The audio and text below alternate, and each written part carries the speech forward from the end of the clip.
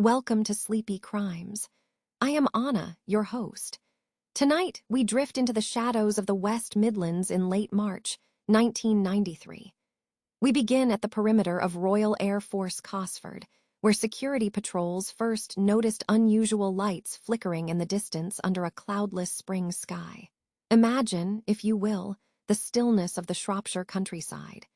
It is a land of rolling hills and ancient woodlands, where the air in early spring carries a sharp, crisp edge that settles deep in your lungs. The night of March 30th was exceptionally clear. There was no veil of mist, no gathering of clouds to obscure the heavens. Above, the stars were pinned against a backdrop of deep, velvet indigo, shining with a clarity that felt almost heavy.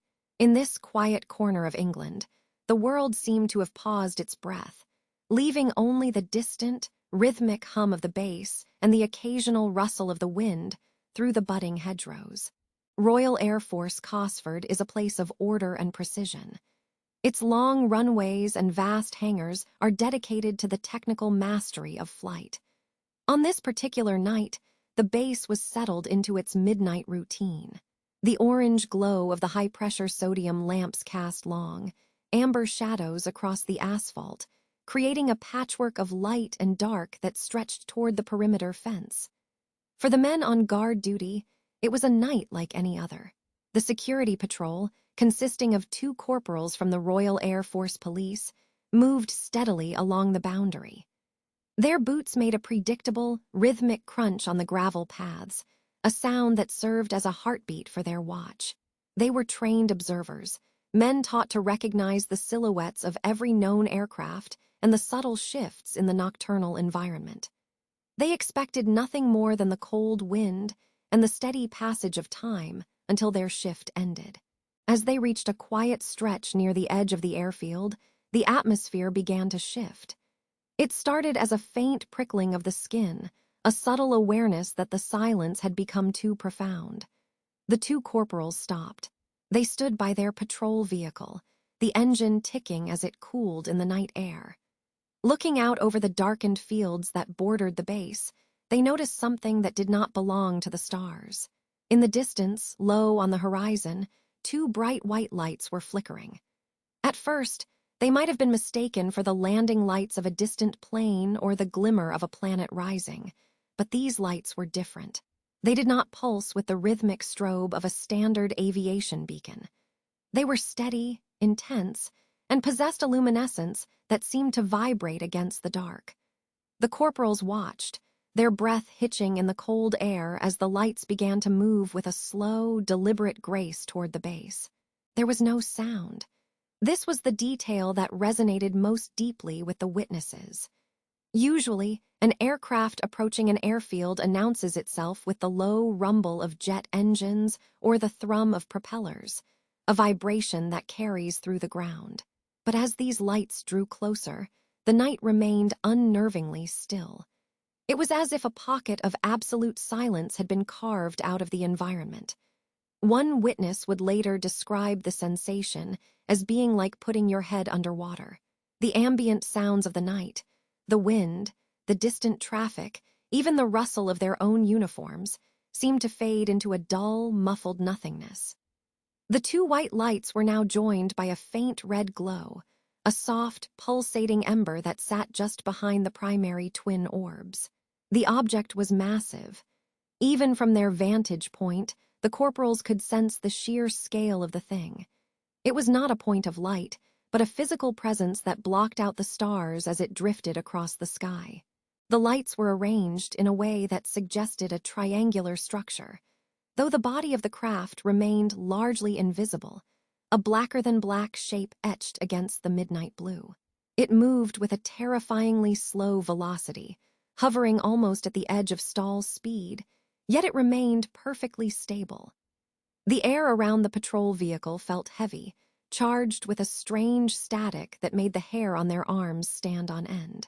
They were frozen in place, 2 trained military professionals reduced to silent observers of the impossible. The object was estimated to be several hundred feet across, a leviathan of the air that defied every law of aerodynamics they understood. There were no wings, no visible tail fins, and certainly no roar of a combustion engine. Just the steady, silent drift of those twin white lights and that haunting, dim red glow that trailed behind like a fading memory. As the craft reached the perimeter of the airfield, it did something that defied all expectation. It did not bank or turn like a conventional plane. Instead, it seemed to pivot on its own axis, maintaining its height of roughly 1,000 feet. For a few moments, it hung there, suspended over the Royal Air Force Base, as if it were observing the silent hangars and the sleeping barracks below. Then, without a sound or a flash of light, it accelerated. In the blink of an eye, the slow-moving giant vanished. It did not fade into the distance. It simply moved from a near hover to a speed that the human eye could barely track, shooting away toward the southeast. There was no sonic boom, no wake of disturbed air, just the sudden return of the night sounds. The wind began to sigh through the fences once more, and the crunch of gravel underfoot felt real again. The corporals looked at one another, the chill of the Shropshire night finally reaching their bones, and realized they had just witnessed the beginning of a mystery that would soon involve the highest levels of the Ministry of Defense. To understand the exact moment that craft arrived over the airfield, we must first look back at the trail of breadcrumbs it left across the English countryside earlier that night. The evening of March 30, 1993, began with a deceptive calm over the rugged cliffs of the southwest. The Atlantic breeze was crisp, carrying the scent of salt and damp earth across the hills of Devon and Cornwall. For the families finishing their evening meals and the night shift workers beginning their rounds, it was just another Tuesday. But high above the rolling landscape, something enormous had already crossed the threshold of the coastline. This was the inception of what researchers would later call the Devon Wave, a series of sightings so consistent and widespread that they would eventually become one of the most documented events in British aviation history. Around 9 o'clock in the evening, the first reports began to trickle into local police stations. These were not the frantic calls of the imaginative, but the measured, puzzled accounts of people who lived their lives by the patterns of the sky. In the town of Liskeard, the air was exceptionally still. Police officers on routine patrol looked upward and saw something that stopped their vehicle in its tracks. It was not the flickering light of a distant star or the familiar, blinking silhouette of a military jet from one of the nearby bases. Instead, they described two piercingly bright white lights, followed by a third, darker mass that seemed to complete the shape of a perfect, massive triangle. It moved with a terrifying deliberation, a steady, rhythmic glide that felt heavy, as if the air itself was struggling to support it. The silence of the object was perhaps the most unsettling detail for those standing on the ground. In the quiet corridors of rural Cornwall, any aircraft at that altitude should have produced a roar, a mechanical thunder that would rattle windows and send birds scattering from the trees in a panic. Yet, as the craft passed over the sleepy hamlets and winding coastal roads, there was a profound, unnatural hush. No hum of an engine, no whistle of air over wings, no vibration in the chest.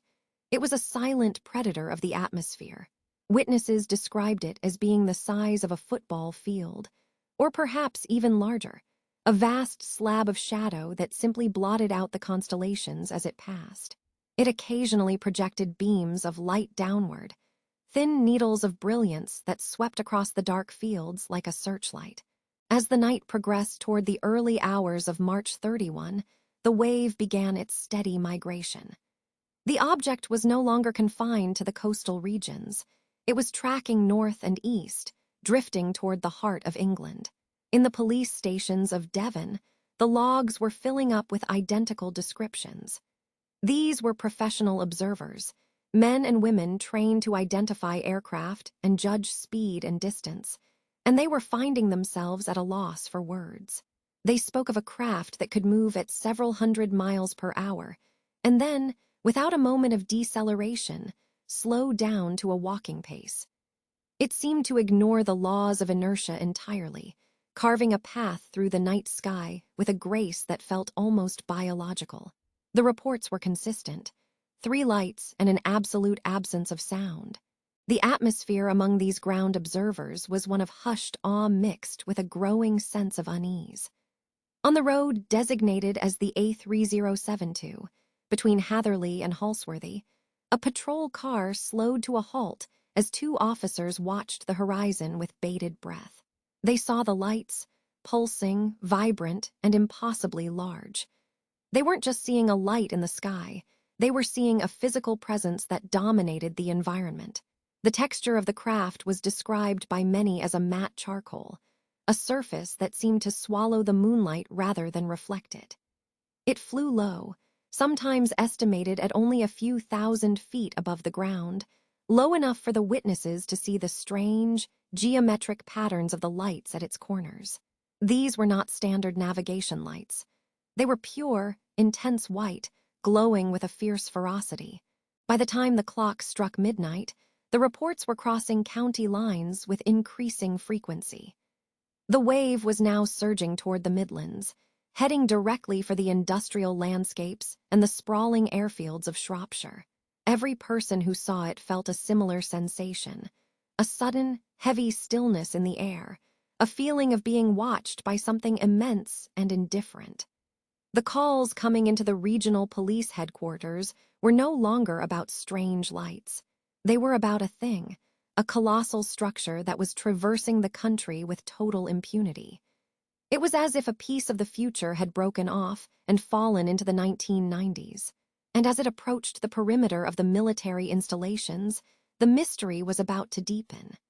The observers on the ground had seen the spectacle, but now the trained eyes of the Royal Air Force were waiting, their radars scanning the void for a ghost. The quiet of the Shropshire countryside is a deep, velvety silence, especially in the early hours of the morning, when the rest of the world has long since surrendered to sleep.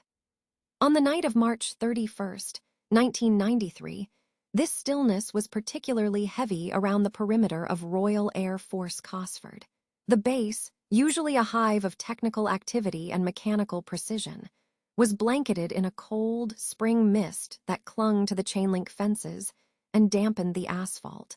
For the security personnel on duty, it was supposed to be a routine watch, a steady rhythm of checking gates and monitoring the darkness for anything out of place.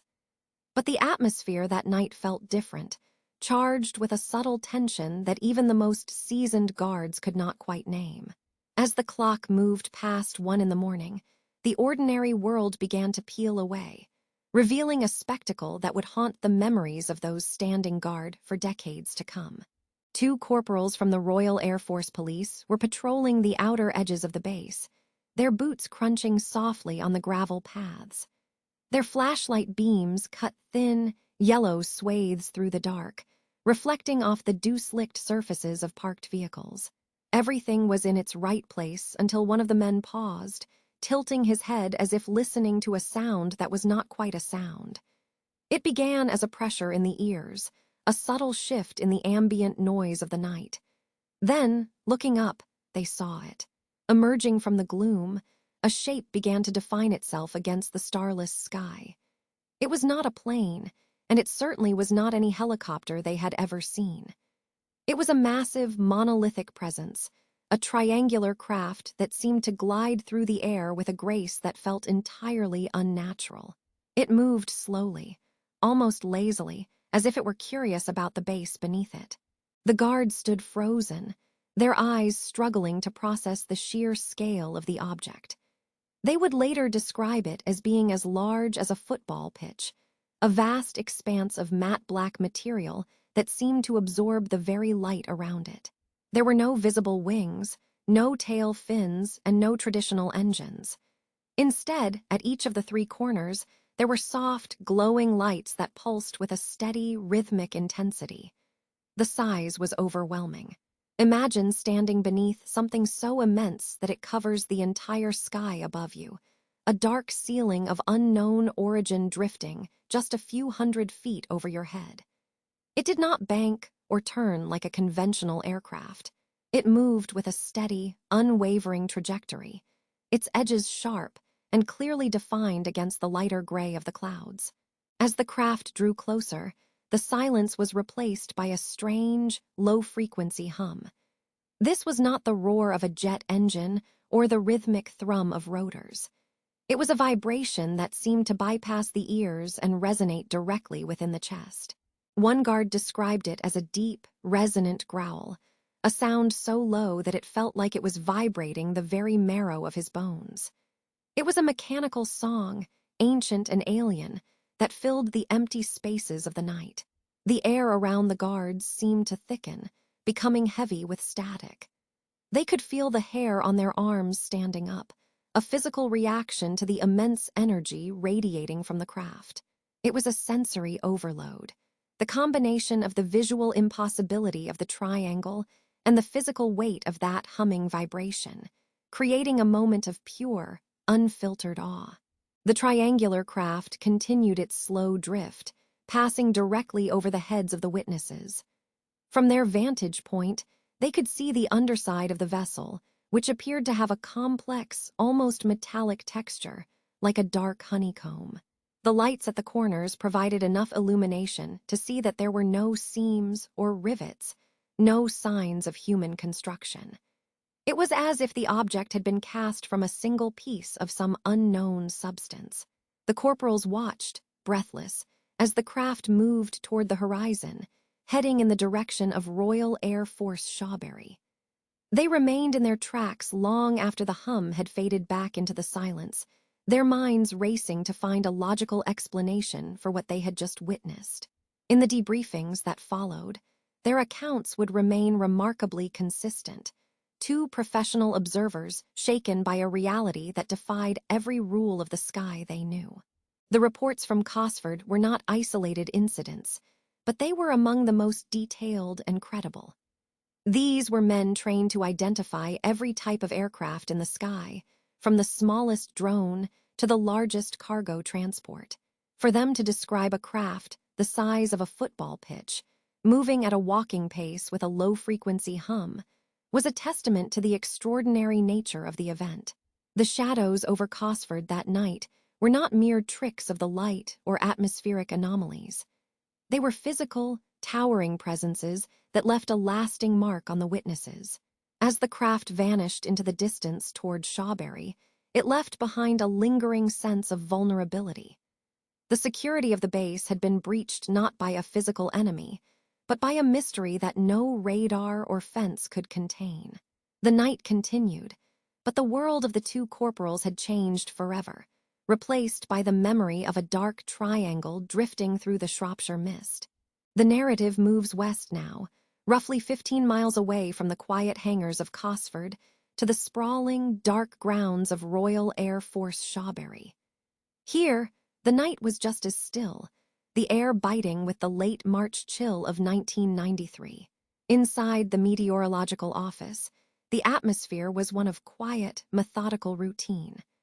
This was the domain of Wayne Elliott, a meteorological officer with 8 years of professional experience.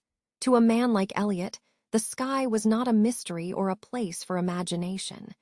It was a map of data points, a canvas of pressure systems, visibility ranges, and cloud ceilings. He was trained to identify every shape that moved through the air, from the smallest civilian gliders to the heaviest military transport planes. His eyes were his primary tools, and his judgment was seasoned by thousands of hours of observation.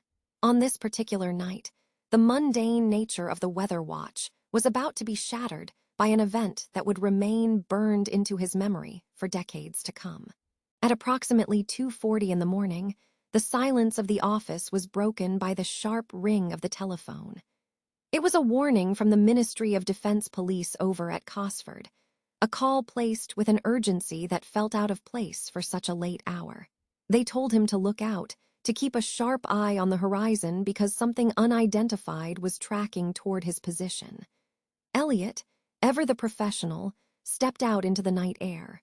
The wind whispered through the tall communication towers, and the grass of the airfield rustled softly.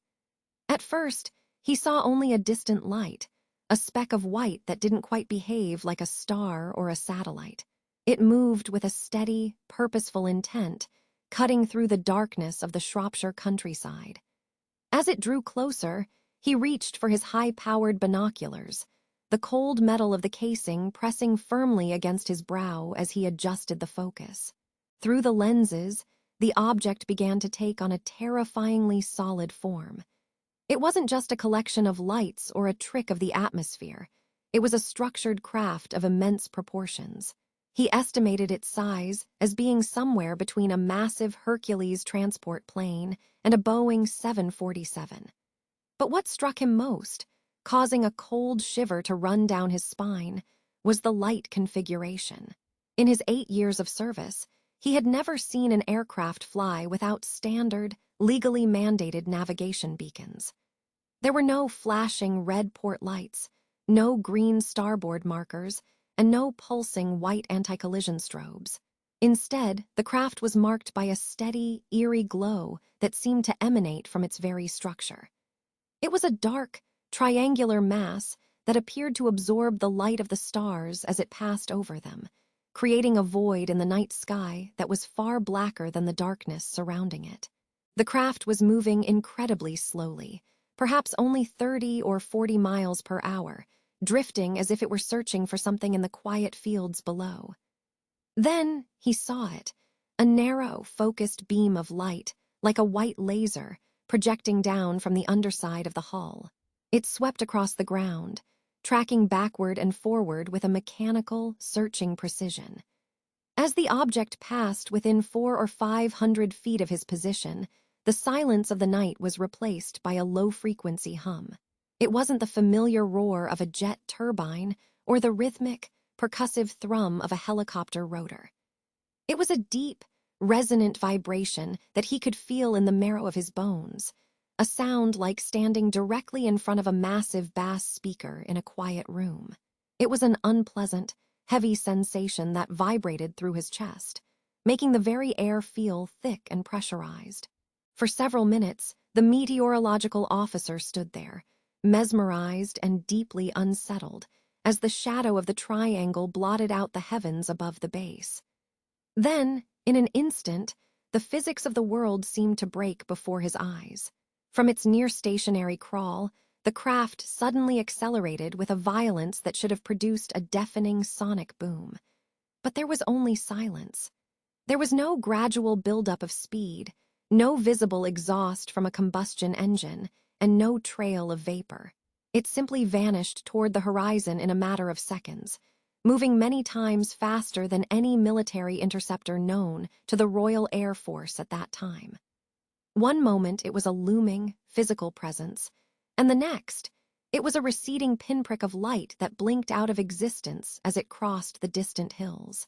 Wayne Elliott returned to his desk, the silence of the meteorological office now feeling heavy, strange, and almost artificial. He began to document what he had seen, his hands steady despite the rush of adrenaline and the lingering vibration in his limbs. This wasn't the frantic report of an untrained civilian or a confused enthusiast looking for mystery in the clouds.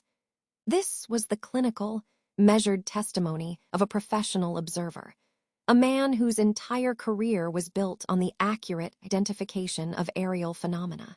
His official report would later become a cornerstone of the investigation led by Nick Pope at the Ministry of Defense, a piece of evidence that was considered of great defense significance.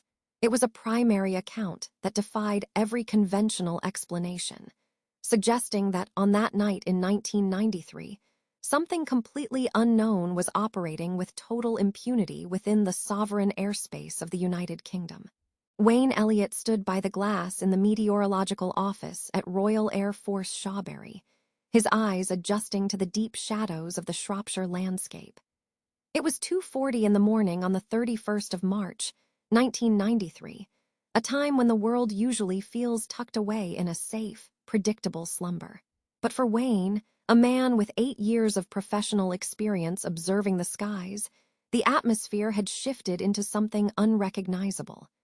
The air outside seemed to hold its breath, thick with a tension that didn't belong to the weather. He watched as a massive, triangular silhouette drifted toward the base, moving with a steady, haunting deliberation. It wasn't the jagged, frantic movement of a bird or the distant blink of a standard airliner. This was a structured, solid mass that appeared to be made of the night itself, blotting out the stars as it glided across his field of vision. It was larger than any transport plane he had ever seen, perhaps somewhere between the scale of a Hercules and a Boeing 747, yet it moved with the silence of a ghost. As the craft reached a point nearly directly over the airfield, it did something that defied every principle of flight Wayne had ever mastered. It stopped. It didn't bank, it didn't circle, and it didn't struggle against the gentle night breeze. It simply became stationary, hanging in the air at an altitude of approximately 400 to 500 feet. At such a low height, a conventional aircraft of that size would have been roaring with engine strain, its wings generating a deafening turbulence. Instead, there was only a low-frequency humming sound, a deep, resonant thrum that Wayne could feel in his chest more than he could hear with his ears. It was like standing in front of a massive bass speaker, a vibration that seemed to harmonize with the very bones of the building. In that moment, the immense triangle sat perfectly still, a dark monolith suspended by forces that were not supposed to exist in the 1990s. The witness then saw a narrow, brilliant white beam of light lance out from the underside of the craft. It wasn't a diffused glow like a searchlight. It was sharp and focused, sweeping the ground with a clinical precision. The beam moved across the grass of the airfield and then flicked toward the distant hills, as if the object were searching for something specific or perhaps mapping the terrain with an alien technology. Wayne watched, transfixed, as the light scanned the landscape, the silence of the base amplified by the strangeness of the sight. There was no downdraft, no smell of jet fuel, and no heat haze shimmering under the craft. It was an impossible object, a heavy, metallic presence that should have fallen from the sky. Yet it remained as stable as a mountain, hovering just a few hundred feet above the tarmac of a high-security military installation. Then came the moment that truly shattered Wayne's sense of reality. After several minutes of eerie stillness, the craft began to move again, but not in a way that any human pilot could replicate. It didn't accelerate through the gears of physics. It simply transitioned from a dead stop to a hypersonic velocity in the space of a heartbeat. One moment, it was a looming, tangible weight over the base, and the next, it was a fading speck on the horizon. It shot away at a speed that Wayne estimated to be many times faster than any military jet in the Royal Air Force inventory. There was no sonic boom, no thunderous crack of the air being displaced, just a silent, visual smear as the triangle vanished into the distance.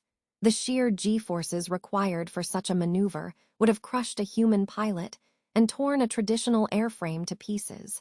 Yet the object moved with a fluid, effortless grace. Wayne was left standing in the sudden, hollow silence of the office, his heart racing against the stillness of the room. He was an experienced officer, trained to be objective and precise, but what he had just witnessed was an impossible flight path. He immediately checked the surrounding area, wondering if he had experienced a momentary lapse in perception. But the reality of the craft's movement remained burned into his mind. He reached for the phone, contacting Bristol Airport at approximately 3 a.m. to ask if they had any unusual traffic on their screens. To his shock, they confirmed seeing similar lights, though their radar, much like the systems at Shawbury and Cosford, struggled to maintain a lock on the object. It was as if the craft chose when to be seen, and when to remain a shadow in the electronic eyes of the military. This wasn't just a sighting of strange lights. It was a demonstration of a technology that bypassed every defensive capability of the United Kingdom at the time. The reports from across the country began to weave together a terrifying picture of an intruder that could hover silently over sensitive bases and then outrun any interceptor we could launch. Nick Pope, who would later analyze these events for the Ministry of Defense, noted that the lack of radar detection, combined with such incredible visual testimony, made this a matter of national security. As Wayne picked up his pen to begin the official log, the ink felt heavy. He was documenting an encounter that defied explanation, a night when the impossible became a physical, humming presence over the hills of Shropshire, leaving the witnesses to wonder what else might be watching from the dark. The morning of March 31st, 1993, did not arrive with the clarity of a resolution. Instead, it draped itself over the rolling hills of Shropshire like a heavy, damp blanket, as the sun began to pull itself above the horizon, casting a pale, weak light over the runways of Royal Air Force Cosford and Shawbury. The atmosphere inside the bases was thick with a quiet, vibrating tension. The night shift was ending, but the men and women finishing their duty did not head home with the usual fatigue of a routine watch. Their faces were etched with a peculiar sort of alertness, a lingering shadow of what they had witnessed under the cover of the dark. In the mess halls, the steam from heavy mugs of tea rose into the chill air, but the usual banter was absent. There was only the low, urgent murmur of voices recounting the impossible. At Royal Air Force Shawbury, the meteorological officer, Wayne Elliott, sat in his office, the silence of the room punctuated only by the distant, rhythmic hum of equipment that suddenly felt inadequate. He looked at his hands, steady by habit, yet he could still feel the phantom vibration of the air from just hours before. The transition from an event to an investigation begins with the physical act of documentation. In the early light of that Wednesday morning, the station logs became the primary focus of an internal confusion that was rapidly spreading through the chain of command. These logbooks, bound in heavy covers and filled with the precise, technical shorthand of military life, were being marked with entries that defied standard classification. At Royal Air Force Cosford, the reports had begun to accumulate shortly after midnight. There was the initial notification from the Ministry of Defense Police, describing two bright lights that had tracked across the sky with a speed that mocked the performance envelopes of any known interceptor. At Shawbury, the records were even more chilling. Wayne Elliott had meticulously noted the time of his sighting at 0140 Zulu, which we recognize as 2:40 in the morning. He described an object that was not merely a light in the distance, but a physical presence of immense scale. In his official statement, he compared its size to something between a C-130 transport plane and a Boeing 747. It had hovered, nearly silent, except for a low, resonant thrum that seemed to vibrate in the very marrow of his bones. By 8 in the morning, the telephone lines between the Shropshire bases and the Ministry of Defence in London were humming with activity. The reports were no longer isolated whispers. They were a flood of corroborated data points. Nick Pope, who sat at the specialized desk within Secretariat Air Staff, known as Sec. AS2 Alpha, arrived to find a situation unlike any he had encountered in his tenure. Usually, reports came from lone witnesses or distant observers, but here were trained military personnel, police officers, and air traffic controllers all describing a singular, massive violation of British airspace. The internal confusion was rooted in a terrifying reality. The Royal Air Force had no record of any scheduled flights in that sector. No training exercises were active, and no civilian corridors were being utilized at those low altitudes. The radar tapes were pulled and scrutinized with a desperate intensity, yet the screens showed a haunting void. Whatever had moved over the bases, whatever had projected that narrow, laser-like beam of light toward the ground as if searching for a hidden secret, had done so while remaining invisible to the primary defense sensors of the nation. The search for a terrestrial explanation immediately pivoted toward the most classified corners of international aviation. Within the hallowed, quiet corridors of the Ministry of Defense, the question was whispered. Was this one of ours, or was it one of theirs? The term black projects began to dominate the high-level briefings. There were rumors of a hypersonic spyplane developed by the United States, a craft codenamed Aurora, capable of speeds and maneuvers that bordered on the science fictional. On that morning, a formal inquiry was initiated through the British Air Attaché in Washington. The request was direct and urgent, asking the Pentagon if any experimental craft, perhaps operating out of a secret facility or a carrier group, had drifted into the United Kingdom's air defense region. The wait for a response was agonizing. Hours turned into a full day as the ministry's investigators looked for any sign of a secret transponder or a diplomatic clearance that had been omitted from the local logs. They looked at the possibility of a stealth fighter, perhaps an F-117 Nighthawk. But even those advanced machines could not hover in total silence or accelerate from a standstill to thousands of miles per hour in the blink of an eye. As the sun began to set on that first day of the investigation, the response from the United States arrived. It was a categorical denial. The Pentagon reported that they had drawn a blank. No such projects were active in the area, and no such technology was currently in their inventory capable of the flight characteristics described by the witnesses at Shawbury. This denial sent a tremor through the British air staff.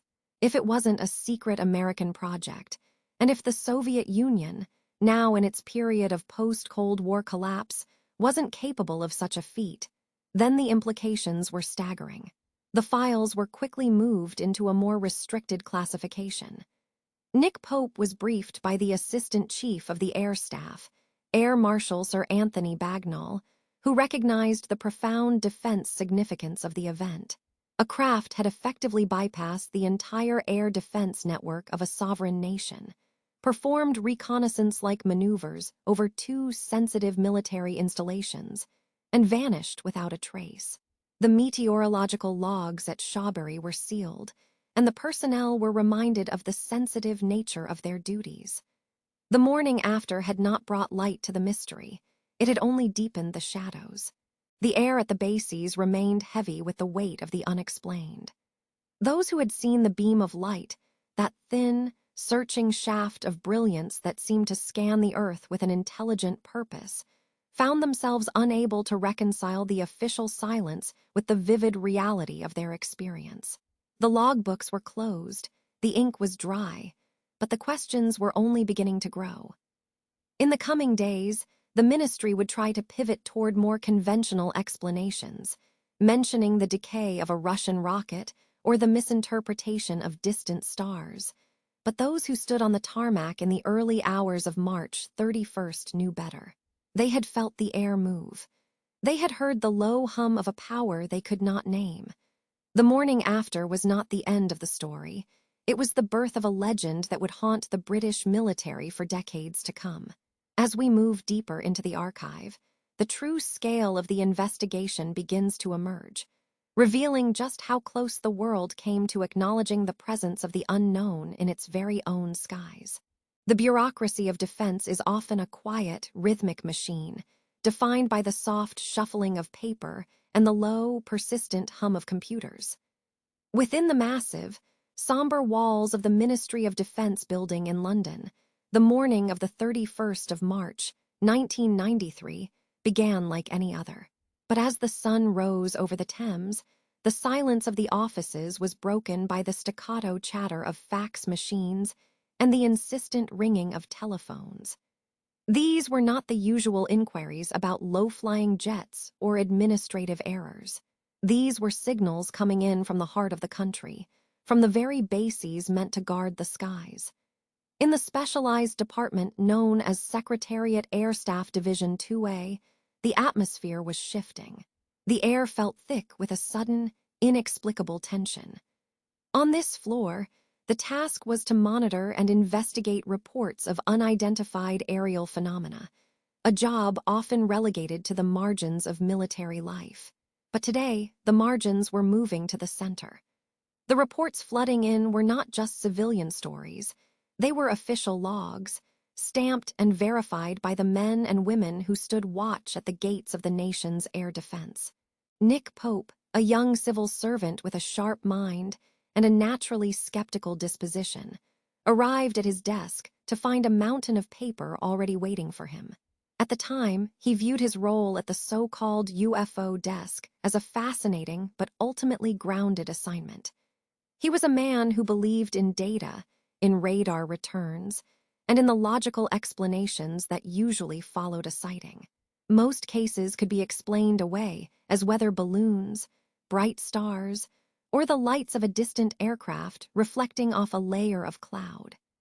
But as he began to read the signals from Royal Air Force Cosford and Royal Air Force Shawbury, the skepticism he wore like a shield began to show its first cracks.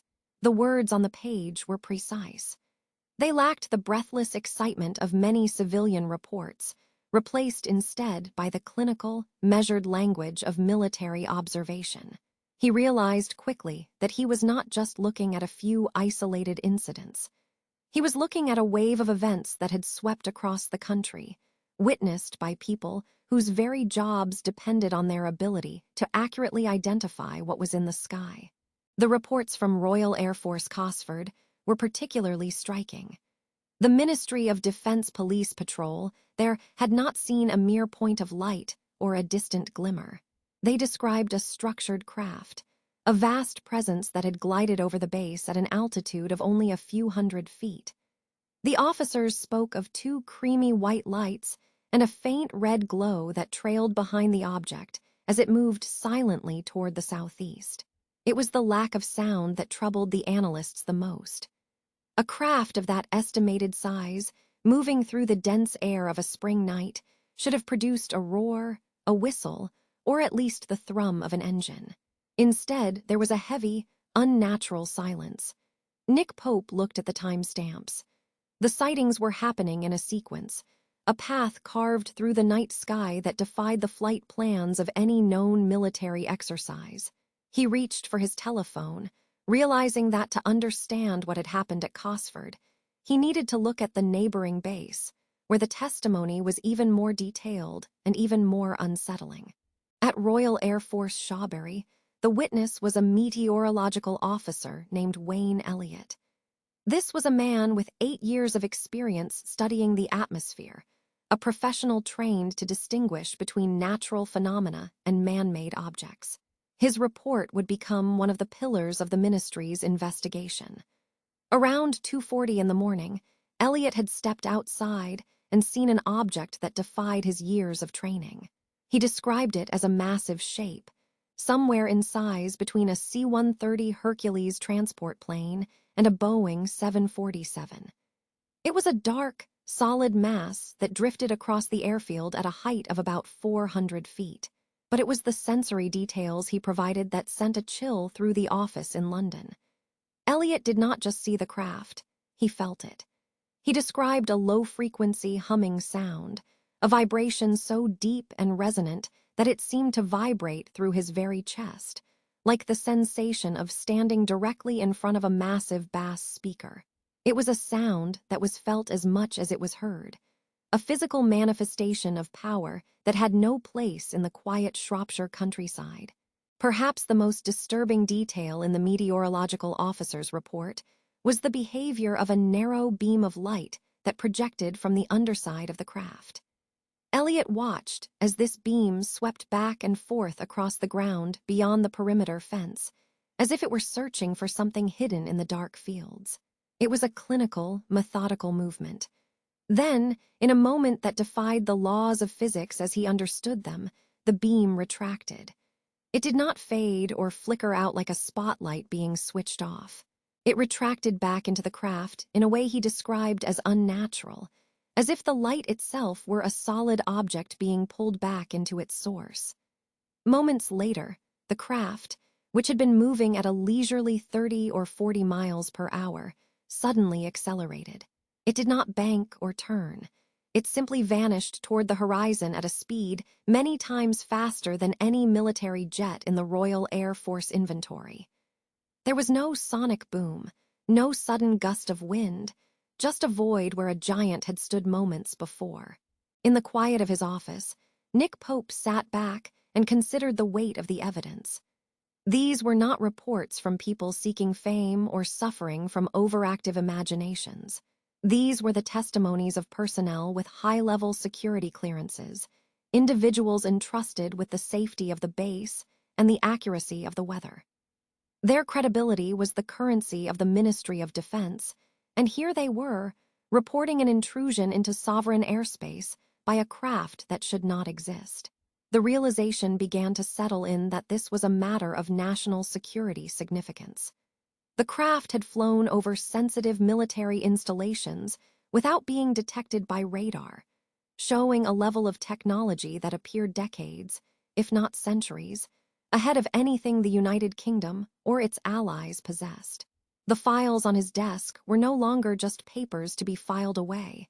They were the beginning of a mystery that would consume his career. The air in the Secretariat felt colder now, as the implications of the night's events began to sink in. Something had entered their world, and the Ministry of Defense was only just beginning to realize how little they knew about the shadows in the sky. The quiet intensity of Nick Pope's office was only the beginning. To understand the shadow that crossed the United Kingdom on the night of March 31st, 1993, we must look away from the human eye and toward the cold, unblinking eye of the machine. Radar. In the world of air defense, radar is the ultimate arbiter of truth. It is a system built on pulses and echoes, a rhythmic shouting into the dark to see what shouts back. On that Tuesday night and early Wednesday morning, the Air Defense Network of Great Britain was wide awake. At stations like Royal Air Force Neatishead, tucked away in the salt-misted fields of Norfolk, the integrated command and control system was humming with energy. The operators sat in dimly lit rooms, their faces bathed in the soft, emerald glow of cathode ray tubes. They were the sentinels of the sky, trained to spot the smallest signature of a Soviet intruder or a stray civilian craft. But as the hours of 1993 bled from one day into the next, the machines and the men began to tell two different stories. It was a technical paradox that would haunt the Ministry of Defense for decades to come. The investigation first turned its attention to Royal Air Force Fylingdales.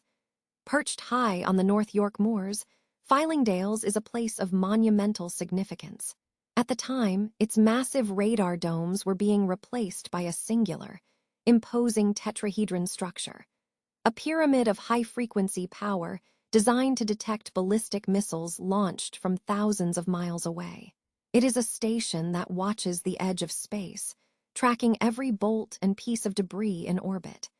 At approximately 9:30 in the evening on March 30th, the radar operators there caught a whisper of something impossible. An object appeared on their screens, approaching from the east with terrifying purpose. It wasn't just moving, it was dancing. The data logs showed a craft accelerating from 600 miles per hour to over 3,000 miles per hour in the span of a few heartbeats. It descended through the atmosphere with a trajectory that defied the laws of aerodynamics, changing direction with sharp, jagged angles that would have crushed a human pilot under the weight of incredible gravitational forces. The computers struggled to maintain a lock. To the radar, it was a ghost with a physical weight, a signal that flickered between the realms of the known and the utterly alien. As the night deepened into the early hours of Wednesday, March 31st, the mystery took a chilling turn. By 1:15 in the morning, the craft was no longer just a distant blip on a long-range screen. It was low. It was close. It was hovering over the concrete runways of Royal Air Force Cosford and moving toward the fields near Shawbury. This is where the technical investigation hit a wall of silence, while military police and meteorological officers stood on the ground, describing a massive, triangular structure that blotted out the stars and emitted a low, bone-deep hum. The local radar tapes remained stubbornly, eerily blank. At the very moment, a trained observer like Wayne Elliott was watching a vast craft fire a narrow beam of light into the Shropshire countryside. The regional air traffic control systems saw nothing. There were no primary returns, which occur when a radar pulse physically bounces off a solid object, and there were no secondary returns, which come from an aircraft's onboard transponder.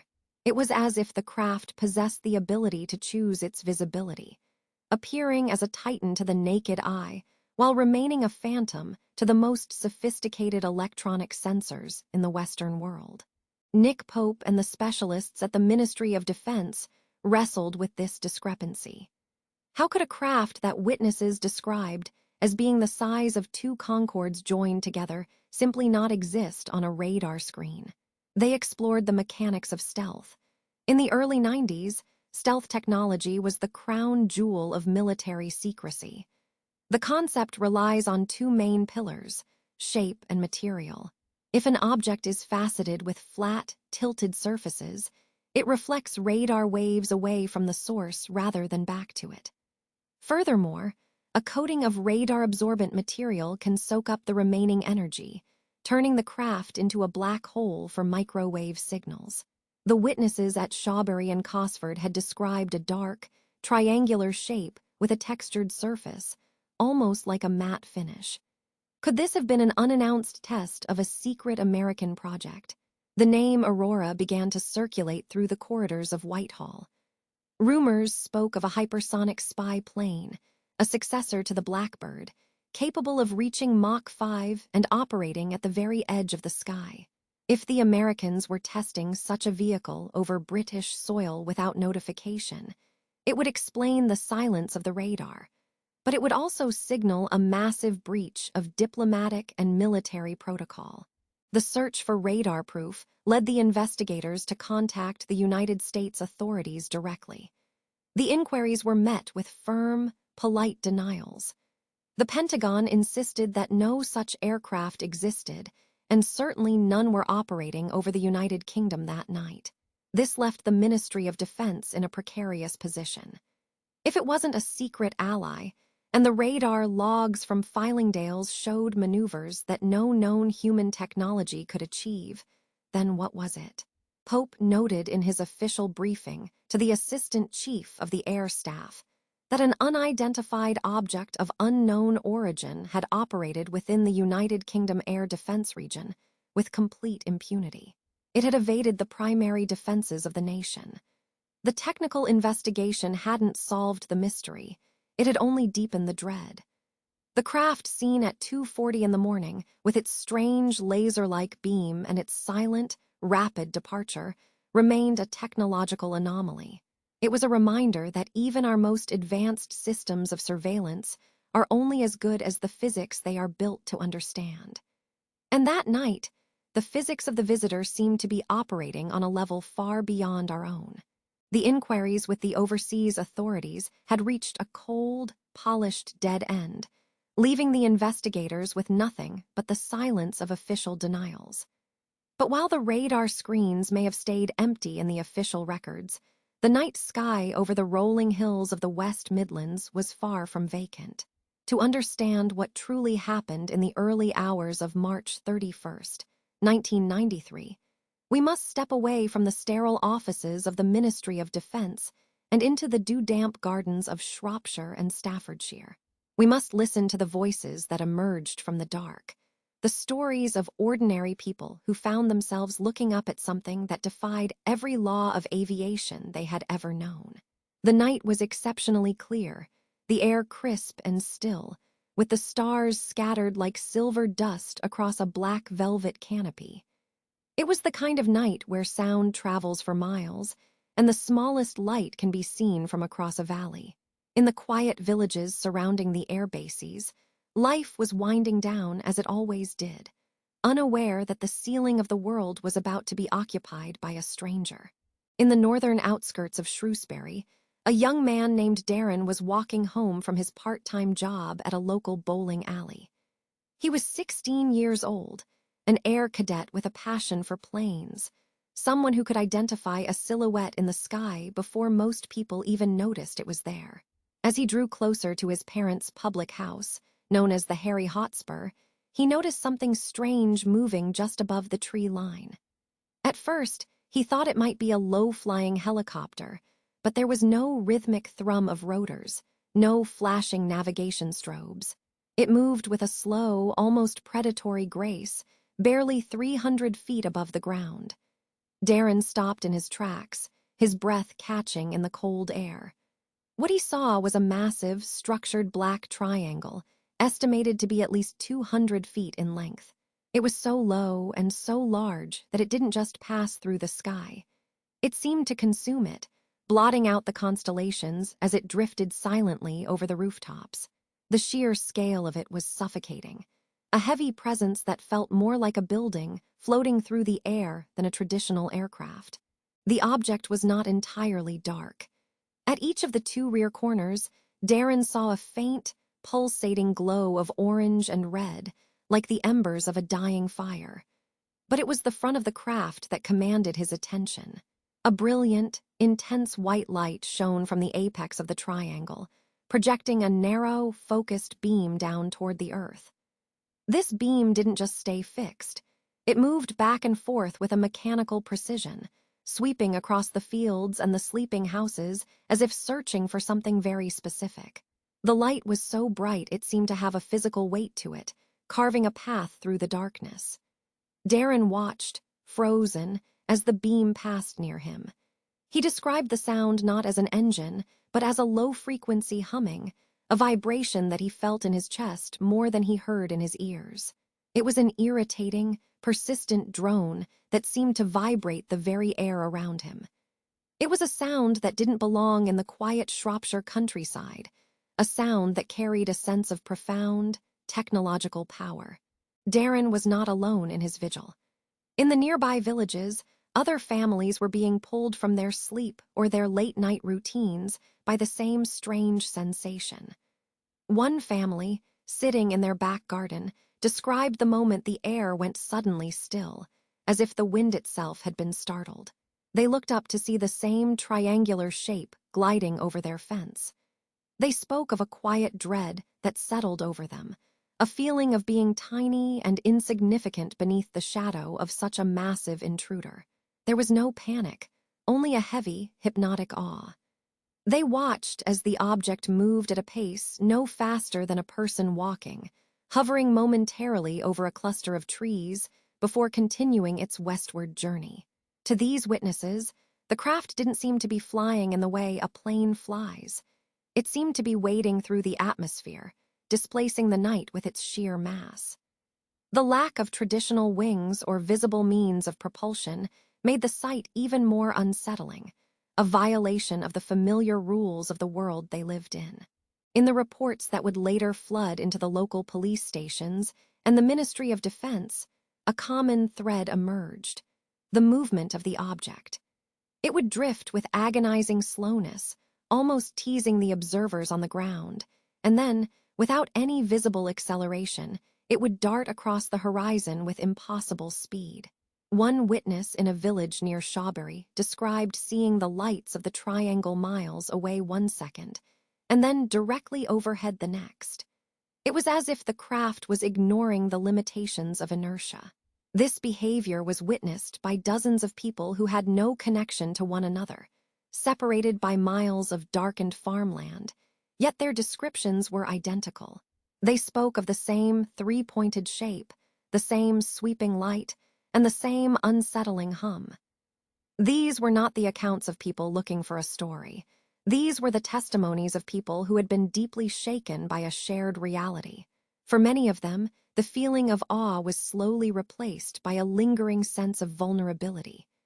If something that large and that powerful could hover over their homes undetected and unchallenged, what did that mean for the safety of their quiet lives? As the clock ticked toward 1 in the morning, the triangle began its final approach toward the military installations. The civilian accounts provide a bridge between the mundane world and the high-stakes environment of the Royal Air Force bases. While families in their gardens watched with curiosity and fear, the professionals at the bases were about to have their own encounters. The voices from the dark had set the stage, providing a mountain of evidence that the ministry could not easily sweep away. These were honest people, veterans, students, and parents, all describing the same impossible machine. Their collective experience formed a tapestry of a night when the sky opened up to show them something they weren't supposed to see.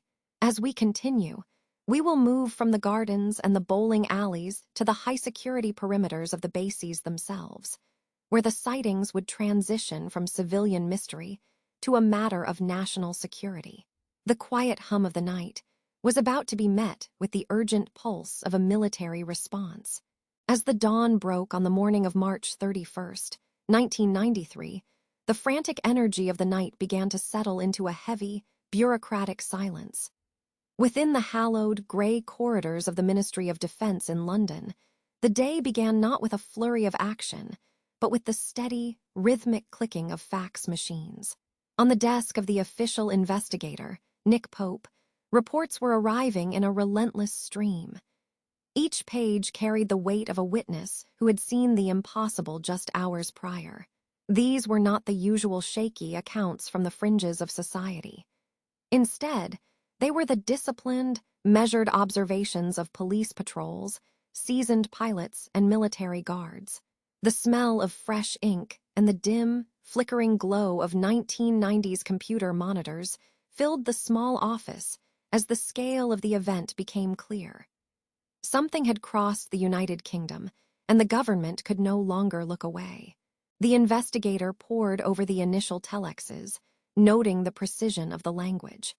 When a police officer describes an object, they do so with a practiced eye for detail, and the descriptions coming in from the West Midlands were terrifyingly consistent.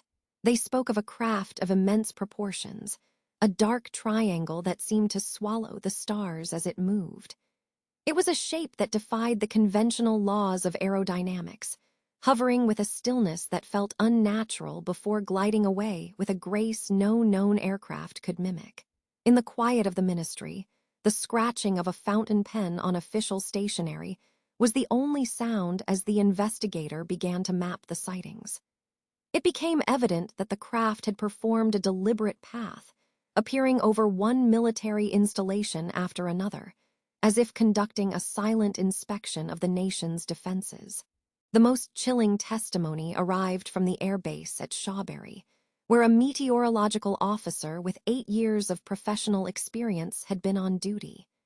This was a man trained to identify every bird, weather balloon, and aircraft that might cross the horizon.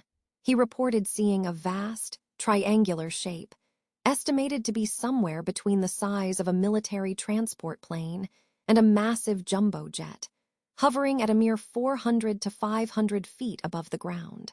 He described a narrow, intense beam of white light that descended from the craft, scanning the hedgerows and fields with a mechanical precision. Most hauntingly, he spoke of a low-frequency humming sound, a vibration so deep that he could feel it reverberating through the very marrow of his bones. In his report, he noted that the object then accelerated from a dead halt to thousands of miles per hour in a heartbeat, vanishing without a single sonic boom. As the investigation deepened, the Ministry of Defense began a desperate search for a conventional explanation. They turned their eyes toward the heavens, seeking comfort in the predictable movements of celestial bodies. For a moment, it seemed they had found their answer. The massive early warning station on the Yorkshire moors confirmed that a Russian rocket, the Zyklon, had re-entered the atmosphere at approximately 1:15 in the morning. To the relief of the higher-ranking officials, this accounted for the high-altitude lights seen by many across the western part of the country. But for the investigator on the ground, the math did not add up. The rocket decay could explain a streak of light in the upper atmosphere, but it could not explain a massive, triangular craft hovering at treetop level over a military base over an hour later. It could not explain the humming, the searchlight, or the intelligent maneuvers reported by the meteorological officer at Shawbury. The tension within the ministry grew as the weeks passed. Rumors began to circulate about a secret American project, a hypersonic spy plane known as Aurora. Inquiries were made through diplomatic channels, reaching out across the Atlantic to the Pentagon. The response was a flat and unwavering denial. No such craft existed, and certainly none were operating in British airspace that night. Without a secret weapon to blame, and with the Russian rocket theory only covering a fraction of the events, the investigation reached a stalemate. The radar tapes were scrutinized until the magnetic ribbons nearly frayed, but they remained stubbornly blank. The craft had been visible to the human eye, yet invisible to the electronic eyes of the state. It was a phantom that left no trace other than the memories of those who stood in its shadow. Ultimately, the bureaucratic machine did what it does best. It sought a way to close the door. A final report was drafted, and the wording was chosen with extreme care. It stated that while the sightings were credible and the witnesses were of the highest caliber, the incident was of no defense significance. This phrase was a masterstroke of administrative dismissal. It did not claim the sightings were false. It simply asserted that they did not pose a threat to the realm. With those words, the file was closed, and the Cosford incident was relegated to the archives, a lingering shadow in the history of the unexplained. The mystery remained, locked away in a drawer, while the silent giants of the night moved on into the world of legend. The night air over the Shropshire countryside has a particular way of holding its breath. It is a heavy, damp silence that clings to the rolling hills and the sprawling runways of the air bases at Cosford and Shawbury. When the events of late March 1993 finally began to settle, they left behind a different kind of quiet. It was not just the absence of sound, but the presence of a question that had no voice. In the corridors of the Ministry of Defense, the frantic energy of the investigation began to cool, much like the engines of a plane long since returned to its bay. The papers were filed, the witnesses returned to their rotations, and the great triangular shadow that had traversed the kingdom retreated into the realm of memory, leaving us with a story that refuses to be forgotten. We reflect on the legacy of the Cosford incident as one of the most significant sightings in British history. This was not a mere flicker of light seen by a solitary wanderer, but a grand, silent procession witnessed by hundreds. For the researchers like Nick Pope, who sat at a desk tasked with decoding the impossible, this case became a cornerstone of his career. It was the moment where the mundane and the extraordinary collided with such force that the ripples are still felt 3 decades later. The official files described an object of unknown origin, operating within the air defense region with a phantom-like grace. It was an incident of considerable defense significance, a phrase that carries the weight of 1,000 unspoken fears and the quiet admission from the highest levels of government that we are not always the masters of our own skies. There is, of course, the cold, analytical light of the scientific explanation that attempted to solve the riddle. We are told of the Cosmos 2238, a Russian rocket booster that chose that specific night to tumble back into the atmosphere. To the astronomer, it was a predictable descent of burning metal, a shower of sparks and luminous vapor crossing the heavens at approximately 1:10 in the morning. This explanation offers a tether to the Earth, a way to anchor the soaring imagination to the laws of physics and the debris of our own space age. And yet, for those standing on the damp grass of the airfield, the explanation feels thin. It does not account for the low, rhythmic hum that vibrated in the chests of the observers, nor the deliberate, structured nature of the craft they described so vividly. Imagine the perspective of the meteorological officer at Shawbury as he stood in the darkness. He was a trained observer of the heavens, accustomed to identifying the subtle shifts in cloud and wind. What he saw was a craft of immense proportions, perhaps 200 feet across, moving with a deliberate and alien slow motion. It was a dark, structured mass that blotted out the ancient stars, a void within the night that moved with its own internal logic. He saw it sweep the earth with a narrow beam of light, a gesture that felt more like a purposeful scan than a natural phenomenon. When it finally accelerated, it did so with a speed that defied the inertia of any known machine, vanishing into the southeast and leaving only a faint trail of glowing vapor and a profound sense of awe that would last a lifetime. Now, the hangars at Cosford stand in a state of deep rest. The heavy steel doors are shut, and the echoes of the 1993 incident have faded into the rafters. The silence here is thick and comforting, filled with the scent of old oil, cold concrete, and the cooling metal of the trainers and transport planes. This is where the mystery lives now, not in the active pursuit of evidence or the heat of debate, but in the quiet spaces between the known facts. It is the silence of a case that has reached its end without truly being solved. It is a peaceful conclusion, allowing us to accept that there are things in this world that we may never fully comprehend. The unknown is not an enemy, but a part of the vast tapestry of our world. As we reflect on these shadows, we feel the tension of the day beginning to dissolve. The triangular craft, the beams of light, and the hushed conversations in the Ministry of Defense are all part of a past that is now safely tucked away in the archives. The Shropshire hills remain, the stars continue their slow dance above the air bases, and the world moves forward in its predictable orbit. The legacy of the Cosford incident remains a reminder that even in our modern, mapped-out world, there is still room for wonder and the quiet beauty of the unexplained drifting through the night. The mystery does not need an answer to be beautiful. It only needs to be remembered as we drift toward the shores of sleep. Let your thoughts become as soft as the night air. The details of the investigation, the dates, and the technical reports are all becoming distant and blurred. They are like reflections on the surface of a still lake, rippling gently and then vanishing into the dark, cool water below. You are here in the present, surrounded by the safety of the dark. There is nothing left to solve and nothing left to fear. The story is complete, and the night is yours to embrace. The heavy weight of the world is lifting, replaced by the lightness of a dream that is just beginning to form on the edge of your mind. The case rests now. Let the details fade. You are safe. Close your eyes, breathe deeply, and have a good night. Sleep well.